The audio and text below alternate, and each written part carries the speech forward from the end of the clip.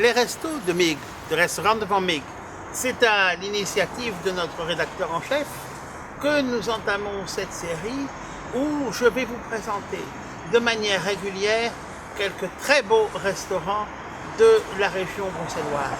Et aujourd'hui, nous sommes chez Luigi Ciciriello, la Truffe Noire.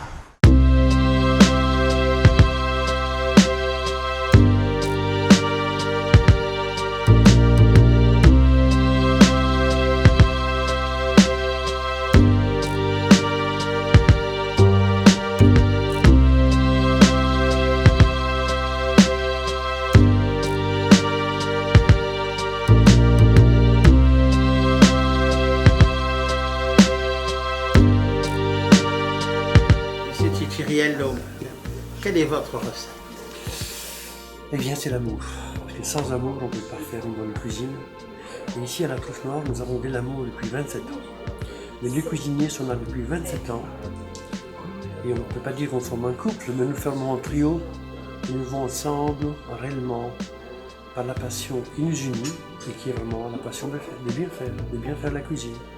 Chez nous, encore aujourd'hui, tout est fait maison. Les pains, les glaces, les pâtisseries. Et donc, les plus importants, évidemment, c'est toujours de la materia prima. Nous choisissons toujours les plus beaux produits, les produits les plus sains, les plus savoureux, et là qui sont meilleurs pour la santé. Et quand on a déjà la matière première de première qualité, eh bien, je pense que c'est pas difficile de faire de la bonne cuisine.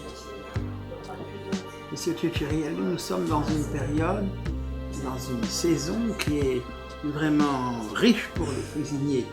Et les cuisiniers et tous ceux qui aiment la grande gastronomie, qui est l'automne. Comment est-ce que vous articulez l'automne, justement? Mais écoutez, bon, il y a quelqu'un de beaucoup plus important que moi qui a dit, c'était Brillat Savarin, qui a dit que l'automne était la meilleure saison pour le pain.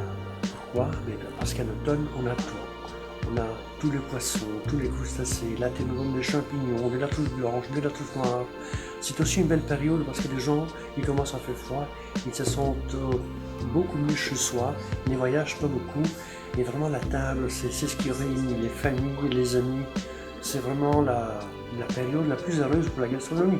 En tout cas, pour moi, c'est la saison la plus belle et la plus riche. Et comment est-ce que vous articulez justement cette période d'automne avec vos menus, avec ce que vous proposez, avec vos idées? Parce que la cuisine, c'est créative ici à la Truffe Noire. Mais écoutez, en automne, ce que nous proposons le plus, c'est du gibier, c'est les coquilles Saint-Jacques, c'est les huîtres. Et puis nous avons la grande chance d'avoir les truffes. La truffe blanche, c'est vraiment la reine de la saison, parce qu'on peut que la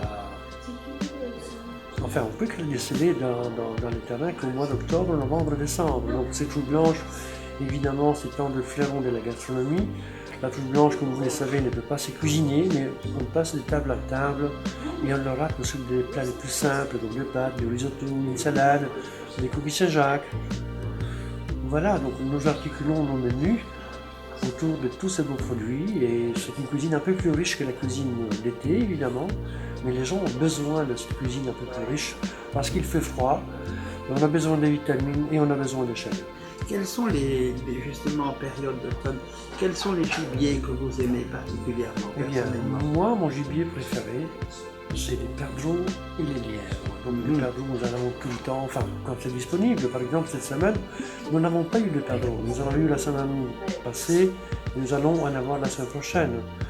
Les lièvres, bon, préparés avec une belle sauce poivrade, c'est vraiment une des merveilles de la nature. Ce que je n'aime pas, par contre, c'est les marcassins. Je trouve que les marcassins est une viande très très forte qui ne convient pas du tout au style de cuisine que nous faisons. Disons que vous, votre style de cuisine, évidemment, c'est la cuisine française qui est adaptée avec le style italien et avec l'omniprésente truffe, puisque c'est votre marque de fabrique, si je puis m'exprimer ainsi. Oui, mais dans le gibier, je n'aimais pas beaucoup de truffes, parce que le gibier, c'est suffit à lui-même. Comme je vous ai dit tout à l'heure, je préfère servir les truffes sur des plats plus simples. La truffe doit s'exprimer d'elle-même.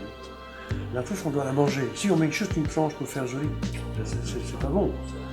Il faut au moins la belle quantité. Pour la truffe blanche, il faut minimum mettre 5, 6, 7 grammes pour que le plat ait beaucoup de fragrance et beaucoup de saveur. C'est pour ça qu'on est étonné que dans les plats que vous avez servis et que nos téléspectateurs et lecteurs voient, dans notre reportage, mais de cette quantité généreuse de truffes que vous offrez. En plat, la C'est truffe a besoin de exceptionnel. truffe. Si vous mettez la petite tranche pour faire joli, c'est pas la peine.